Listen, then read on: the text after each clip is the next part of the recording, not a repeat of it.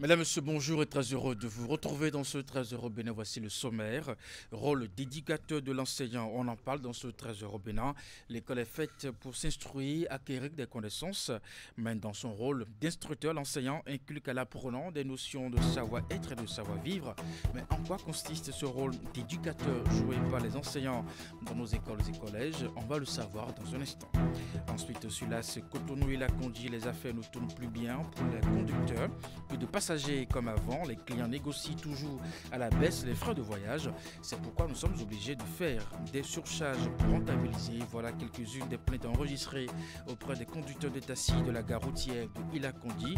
C'est la première gare routière qui s'offre à tous les passagers en provenance du Togo. Et puis enfin, les activités de l'association Andy Senami sont officiellement lancées.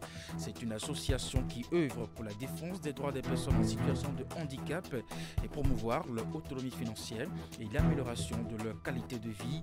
Elle ambitionne de travailler avec les autres associations pour personnes handicapées en vue de créer une société plus juste, inclusive et accessible à tous. Et voilà pour vous le sommaire de cette édition. À nouveau bonjour et bienvenue. Si vous nous rejoignez, l'école est faite pour s'instruire, acquérir des connaissances. Mais dans son rôle d'instructeur, l'enseignant inculque à l'apprenant des notions de savoir-être et de savoir-vivre. Mais en quoi consiste ce rôle d'éducateur joué par les enseignants? Réponse dans ce reportage que nous propose Esther Tofa. Enfant, vous êtes ma jeune famille d'adoption. J'aime en vous vos parents, dont vous êtes la joie. J'aime en vous votre patrie, dont vous êtes l'espoir. Cette séquence de phrases, extrait de la poésie Ce qu'ambitionne un maître, définit le rôle éducateur de l'enseignant. En dépit d'inculquer à l'apprenant des connaissances, le donneur de savoir a également le devoir de le façonner pour en faire un citoyen modèle. Un rôle qui requiert une bonne dose d'amour, d'attention, de temps, d'écoute et de patience. Dans nos écoles, l'enseignant ne fait qu'accompagner les parents dans leur rôle, dans son rôle d'éducateur, en plus de son propre rôle d'instructeur. Voilà. On essaie autant que faire se peut de former l'esprit de nos apprenants tout en leur apprenant à être de bons citoyens de demain par le biais de certaines notions comme la morale, le civisme, les comptes. C'est vrai que c'est agaçant pour un enseignant de dire aux étudiants vous devez garder vos téléphones éteints dans votre sac. Vous ne devez pas utiliser votre téléphone pour composer. Vous ne devez pas tricher. Là, ces choses-là, normalement, auraient dû être acquises à l'intérieur du cercle familial parce que c'est de question de l'éducation globale. On a besoin que on lui dit c'est pas bon, mais on lui dit pourquoi ce n'est pas bon et pourquoi telle autre option est meilleure. Donc, la maison, oui, la maison fait sa part. Mais l'enseignant doit faire la sienne. Les enseignants, dans leur rôle d'éducateur, ne se substituent pas aux parents, mais les complètent. L'apprenant appelé à passer la majeure partie de son temps à l'école, l'enseignant, conformément à la déontologie de son métier, se doit de transmettre à ce dernier les valeurs essentielles à son développement intellectuel et social. L'enseignant, lorsqu'il s'engage, selon la déontologie du métier, à exercer ce métier, il se dote non seulement de connaissances intellectuelles, et là on parle de la didactique de la matière qu'il enseigne, mais aussi de ressources pédagogiques. Et cette pédagogie s'enseigne ou s'acquiert dans les écoles normales. Et c'est à l'école normale justement qu'on renforce l'enseignant pour faire de lui non seulement un enseignant simple, mais aussi un éducateur. Parce que pour faire passer le message, l'enseignant a besoin de façonner l'individu, l'apprenant, de façonner le mental de l'apprenant, de façon à le disposer à recevoir les connaissances. L'enseignant, pour faire passer son message, a besoin d'être non seulement un instructeur, mais aussi un éducateur. Parce que, comme je l'ai dit, il ne servirait à rien, d'avoir des jeunes ou des personnes bien équilibrées au niveau intellectuel, mais totalement en déphasage avec la société au plan de l'éducation. Donc les deux, en fait, vont de pair. Les enseignants, bien plus que des transmetteurs de connaissances, sont des guides, des modèles. Ils doivent donc en prendre conscience dans l'exercice de leurs fonctions afin de ne pas façonner des citoyens nuisibles à la société et à leur patrie. Plus de passagers comme avant, les clients négocient toujours à la baisse les frais de voyage et c'est pourquoi nous sommes obligés de faire des surcharges pour rentabiliser. Voilà quelques-unes des plaintes enregistrées auprès des conducteurs de taxi de la gare routière de Ilakandi. C'est la première gare routière qui s'offre à tous les passagers en provenance du Togo. Une de nos équipes est allée constater les conditions de travail des conducteurs de taxi en cette période de répression contre les infractions au code de la route. Dans l'ensemble, ils soutiennent la réforme, mais ils plaident pour un allègement dans les contrôles. Voici le reportage de Ulrich Gabar sur les images de Henri Ganti. Ilakandi, frontière Bénin-Togo. C'est l'une des grandes voies d'entrée et de sortie du territoire national en direction du Togo, du Ghana et de la Côte d'Ivoire. Et voici la première et l'une des plus anciennes gares routières de cette localité. Autrefois très bondée, cette gare routière peine aujourd'hui à s'animer convenablement. La clientèle s'amenuise et les quelques passagers qui viennent peinent à répondre aux exigences des conducteurs.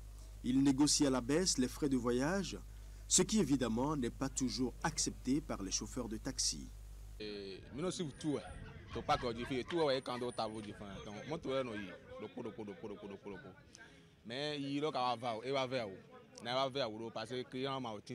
De galon a numéro d'ai et ma sorte a numéro momba d'ai client no tin bon mino vo bono client mi ton mais egbe dinwo ate gare moto tata le to policier na wa bona client bonazi pièce toi bon syndicat na jago don ya do gbere do akoje mi nai ete mi wa do to lo megan. Et c'est pour compenser leurs pertes que les chauffeurs s'adonnent à la surcharge.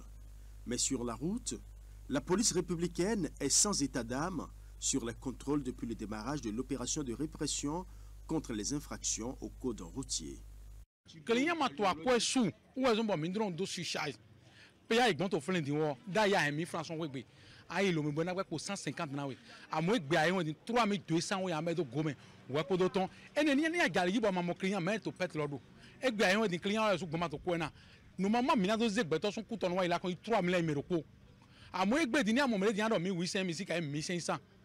Ato obligé pour nazer akaze bo mama sha magamu ndi pepe ni ase mo to afila yi amanya amano te parce que c'est que circulation libre circulation tin quoi il go gigo po tin bo mele to yi face à face donc ma do ki contrôler ma do nu ne de mele to yi mais gbedi ho e ugan contrôle ugan wo zombo e ma so yi do de ba ni mi apo ndo côté le contrôle si cha ile ne ko ita client ma ko su aze client ko to wo ni so ko to no wa Ilakandi ni ya su 2000 a kan na che lo ke do no mu de ka de grizo je mi ado e ma so ko su adole ya no ke ya ma se ani jodo wa so lo e ma pa mi de pe mais attends ouais non lo mais ne yin passager to fe ko ba attends e ne ma gbe lo ke ma na yiro mo ne mais ils ont de temps lo te wutu de file position wutu ko lo ma tin wutu bo ke yan lo ma lo ko su to ni mi yi me ne yo mo quand mais attends ko to rumbo wa ila kon fi ke yan lo ke mi na su 2000 ayi 2000 ne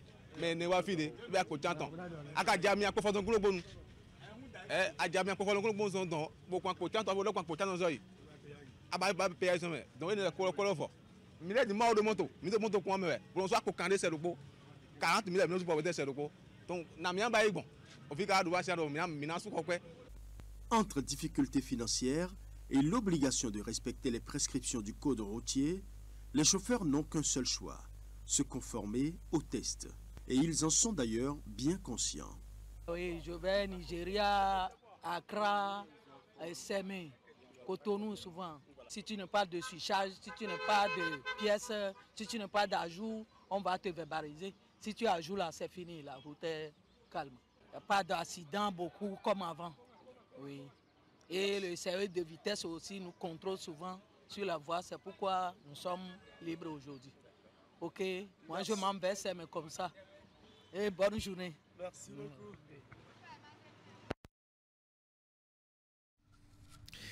Et bien voilà, la zone économique de Glodibé n'en finit plus de susciter intérêt et engouement.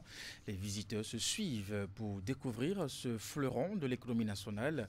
La dernière visite en date reçue par les responsables du site, c'est des préfets des départements du Bénin. Cette visite qui s'est déroulée bien entendu la semaine dernière était l'occasion pour les autorités préfectorales de descendre dans les unités de transformation opérationnelles dans la zone. Les détails dans ce reportage. Les 12 préfets de département du Bénin foulent le sol de la GDIZ.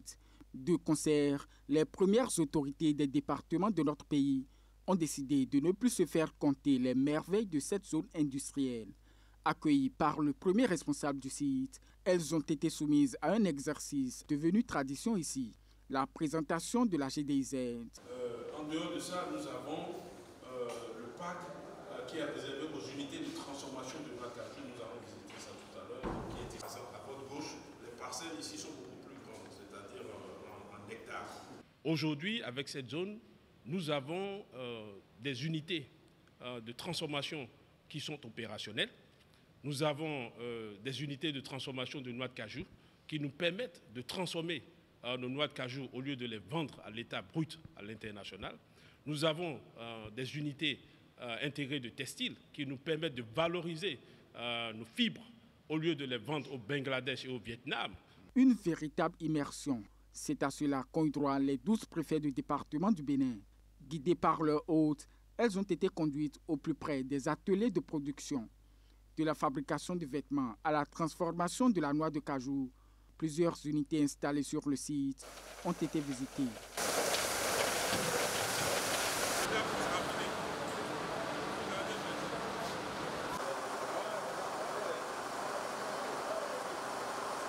Je voudrais tout d'abord remercier le directeur général du CIPI pour la très bonne organisation de cette visite, qui a permis à mes collègues et moi de voir le travail concret qui se fait.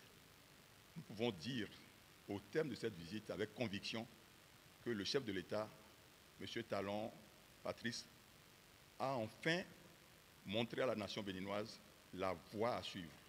Les délégations préfectorales sont reparties satisfaites de cette visite. Et puis, conformément aux exigences des tests qui régissent le Parti Bloc républicain, il est un impératif pour les membres de tenir 2 sessions ordinaires une année durant. Et pour le compte de l'année 2024, la première s'est tenue ce samedi au Palais des Congrès de Cotonou. Les militants sont venus de tous les départements du pays et pour prendre part à cette rencontre qui a permis de faire le point des activités menées depuis septembre 2023 à ce jour. Voici le compte rendu. Enfants du Bénin debout. L'hymne national pour ouvrir la première session ordinaire du bureau politique du Parti Bloc républicain au titre de l'année 2024. Enfants du Bénin debout. Bloc républicain, plus uni, plus fort pour construire le Bénin.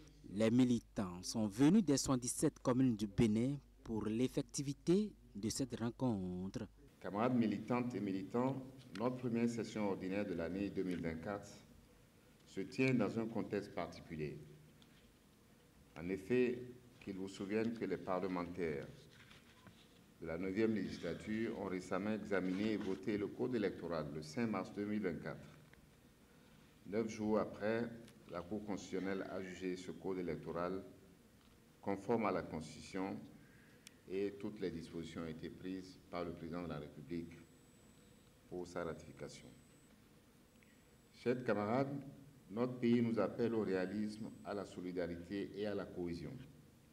Nous avons l'obligation de mieux nous adapter aux changements que nous impose ce nouveau code électoral afin d'exploiter les opportunités dans tous les espaces de notre pays et corriger de toute urgence les faiblesses que nous avons. Plusieurs activités ont meublé la journée de travail. Après un compte rendu détaillé de la réunion du bureau politique tenue en septembre 2023, une analyse de la situation politique s'en est suivie.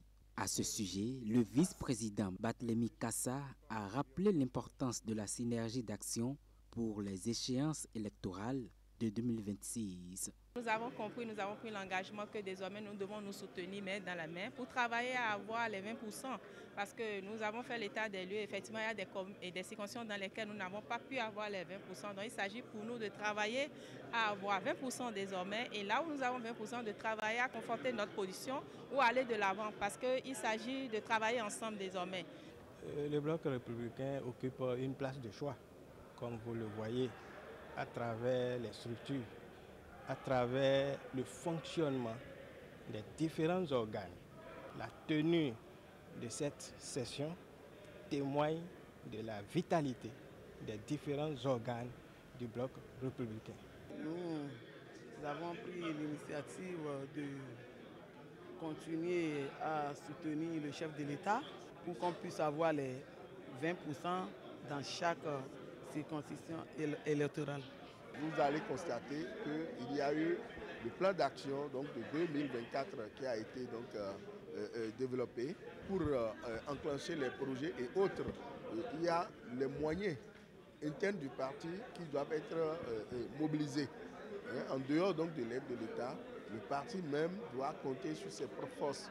En attendant la tenue de la deuxième session ordinaire de l'année en cours, plusieurs résolutions sont sorties de ces assises avec l'approbation des militants.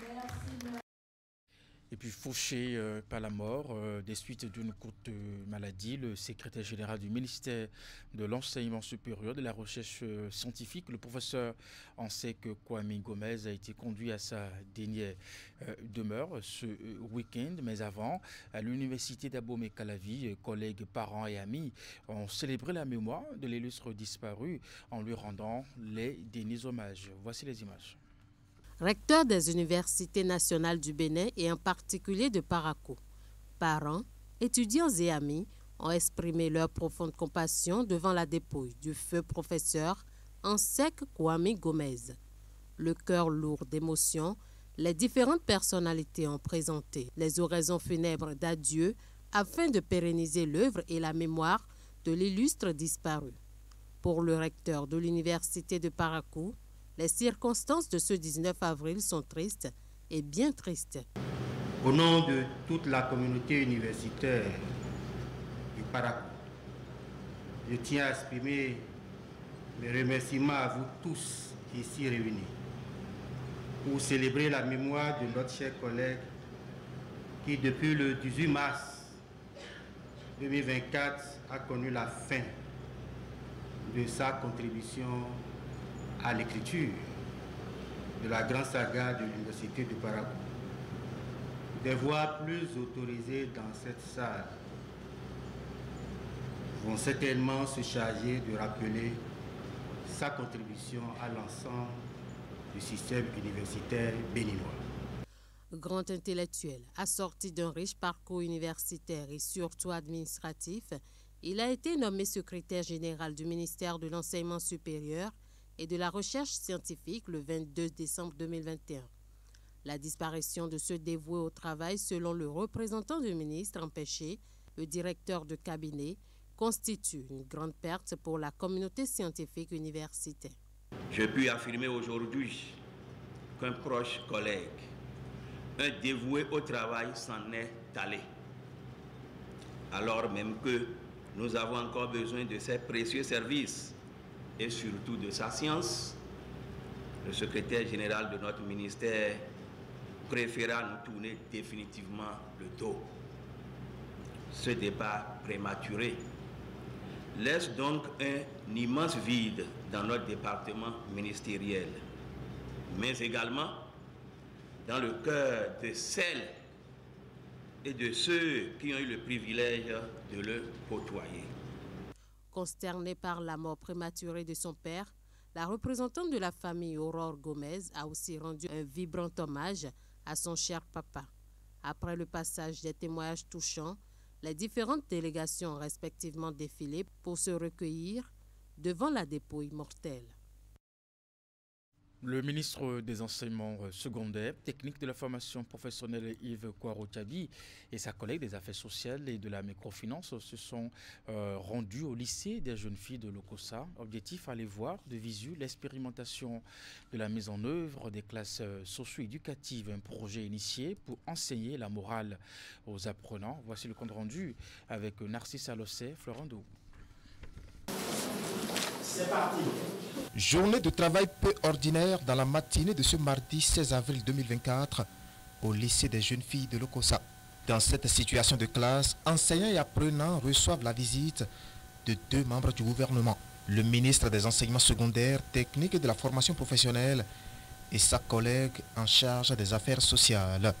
Il y a 2 ans à peu près, nous étions là. Aujourd'hui, nous sommes là pour un autre exercice. L'autre exercice, c'est de superviser la mise en œuvre des classes socio-éducatives dont la phase pilote est actuellement en cours au Bénin. Ici, le terme qui a fait l'objet du cours en sciences de la vie et de la terre, c'est la consommation de l'alcool et ses conséquences. J'ai retenu que quelqu'un qui a consommé de l'alcool et qui conduit peut perdre le contrôle, peut perdre ses capacités à réagir face à un danger. J'ai retenu, comme vous-même vous venez de le dire, qu'en consommant de l'alcool, on peut avoir des nuisances de santé. À ce propos, je vais sensibiliser mon entourage sur les méfaits de la consommation de l'alcool. Leçon de jour assimilée donc, ce qui donne contenu réel au projet relatif aux classes socio-éducatives conçu pour éveiller la conscience de la jeunesse béninoise. C'est une approche qui a été implémentée donc par le gouvernement pour pouvoir apporter un tant soit peu une solution à tous les comportements à risque que développent les jeunes dans nos sociétés actuelles et aussi par rapport à toutes les dérives. Donc ça aborde vraiment plusieurs thématiques et c'est censé nous aider à freiner la recrudescence de certains fléaux sociaux et les mauvais comportements, etc. Et en même temps, à travers différentes matières dans lesquelles ces classes sont infusées, pouvoir planter les graines de l'excellence, vous faire comprendre l'intérêt de s'approprier votre destin. Une approche voulue surtout pour compléter et renforcer l'éducation reçue dans le cocon familial. La phase pilote lancée en cette année académique 2023-2024 prend en compte 20 établissements scolaires sélectionnés dans les 12 départements du pays. Et pour finir cette édition, les activités de l'association Andi Senami sont officiellement lancées. C'est une association qui vise à défendre les droits des personnes en situation de handicap et promouvoir leur autonomie financière et l'amélioration de leur qualité de vie. Elle ambitionne aussi travailler avec les autres associations pour personnes handicapées en vue de créer une société plus juste, inclusive et accessible à tous. Son lancement officiel s'est déroulé ce samedi au Palais de la Gratitude dans la commune d'Abomey-Calavi. Ceci en présence de plusieurs autorités de la commune, dont le maire d'Abomey-Calavi, les têtes couronnées. Les images. L'association Andi Senami anticipe ici sur la journée internationale des personnes handicapées qui est célébrée le 3 décembre de chaque année. Ceci à travers le lancement officiel de ces activités qui vient sanctuer son ambition de promouvoir et valoriser les activités des personnes en situation de handicap qui sont parfois marginalisées. L'assistance conviée à cette cérémonie de lancement est sensibilisée sur les difficultés quotidiennes et la santé mentale des personnes en situation de handicap à travers 2 différentes communications. L'État ne peut pas tout faire, c'est pourquoi il est nécessaire de se donner la main pour offrir une autre alternative à la mendicité de la plupart des personnes handicapées. L'autonomisation des personnes handicapées est un défi, une ambition légitime qui implique une grande mobilisation et les ressources humaines et financières. Vous êtes donc tous invités à jouer vos partitions pour la construction d'une société inclusive aux côtés de l'HAS. L'handicap n'est pas une fatalité. C'est en ce sens que je salue l'initiative qui consiste à rendre opérationnel, à accompagner, à œuvrer pour que les personnes handicapées soient des personnes totalement intégrées dans la société. Je demanderai à tous ceux qui sont ici de se joindre moralement, matériellement, physiquement à Madame Lantokode pour que ces actions puissent porter encore beaucoup plus haut. La mairie d'Abomey-Calavi et le ministère en charge des Affaires sociales et de la microfinance garantissent leur entière disponibilité à accompagner l'association Andi Senami, elle qui œuvre pour l'autonomisation des personnes en situation de handicap au Bénin et un environnement plus inclusif et équitable pour tous. Je suis un artiste, chanteur, compositeur. En dehors de ça, j'ai fait la broderie. Je n'étais pas installé, mais grâce à l'association Andi Senami, j'ai là où je peux quitter la maison et aller. Avant, j'étais à la maison, je vendais mes trucs à la maison. Mais grâce à l'association Andi Senami, j'ai pu ouvrir une petite boutique. C'est une très belle initiative et je la félicite très sincèrement pour ça. C'est notre travail à nous tous, à commencer d'abord par le gouvernement. Au cours de la présente cérémonie de lancement, certains membres de l'association se sont vus dotés d'équipements, notamment des cannes d'appréhension, les béquilles, les motos et casquettes anti-chute. L'association entend aider ses membres à se faire former et obtenir un emploi afin de se rendre autonome. Il est à noter que, comparativement aux autres, l'association Andi Senami accorde du crédit à ses membres sans aucun intérêt suivi d'un accompagnement nécessaire. Il y a une dernière information, pas trop gaie, avant de prendre congé de vous. Une découverte macabre a été faite ce matin à Cotonou, plus précisément à Fifadi, un peu comme sur ces images. Le corps sans vie d'un conducteur de Benetassi est retrouvé devant le complexe scolaire de Fifadi. Cette découverte a suscité la curiosité des riverains qui, nombreux, se sont attroupés. Nous notons également la présence des éléments de la police républicaine. Les raisons du décès de ce conducteur de Benetassi sont pour l'heure inconnues. Vous aurez les détails dans nos prochaines éditions. Et c'est la fin de cette édition. Madame, Monsieur, merci de l'avoir suivi et de votre fidélité à nos programmes. Retrouvez à 16h votre bulletin d'information, 19h30, la grande édition de la soirée. Portez-vous bien et à très bientôt.